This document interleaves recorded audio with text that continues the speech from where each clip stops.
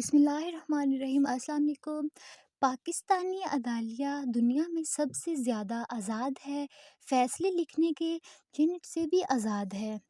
کاش اس عرص پاک پر کوئی ایسا لیڈر بھی آئے جو پیٹ بھرو تحریک چلائے۔ کسی کو ضرورت مند رہنے دینا اور پھر اس کی امداد کرتے رہنا ایک سوچا سمجھا قتل ہے۔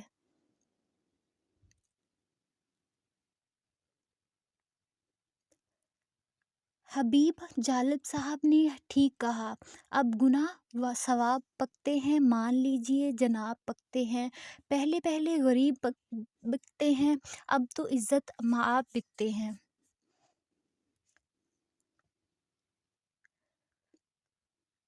انور مقصود صاحب کہتے ہیں، 83 برسوں میں نے اپنے کپڑے خود اپنی مرضی سے اتارے ہیں۔ کچھ غلط باتیں کہ میں اپنے کپڑے پنجاب پولیس سے نہیں اتروانا چاہتا ہوں، کہوں کہ پنجاب کی پولیس کو زندگیوں کو منہ دیکھنے کا وقت شوق ہے۔ نظریاتی انسان کبھی غدار نہیں ہوتے، مگر دولت کے شوقین کبھی وفادار نہیں ہوتے۔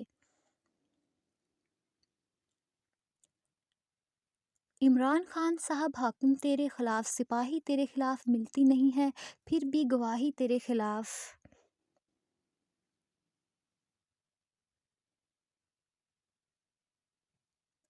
تالاب کوئی سیب نہیں جو پکے گا تو گر جائے گا، آپ کو اسے گرانا ہوگا۔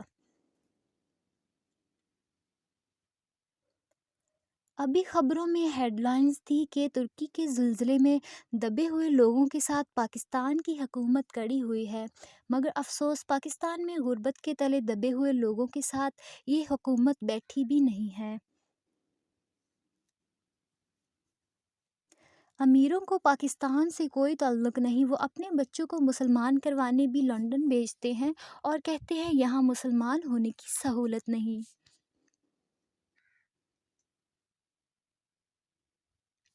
بے روزگاری، بدحالی، مہنگائی، پریشانی، جسمانی اداسی ملک میں بادلوں کی طرح چھا گئی ہے۔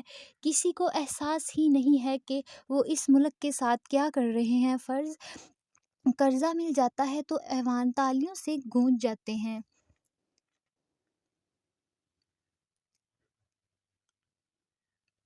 میں تو بعض اوقات ایسا محسوس کرتا ہوں کہ حکومت اور رعایا کا رشتہ روٹھے ہوئے خاوند اور بیوی کا رشتہ ہے۔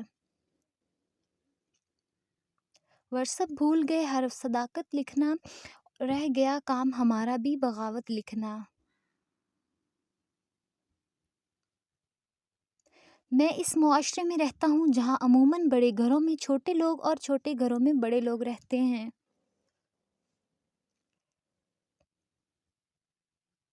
افسوس یہ وہ معاشرے ہیں جہاں لوگ گند اٹھانے والے کو گندا سمجھتے ہیں۔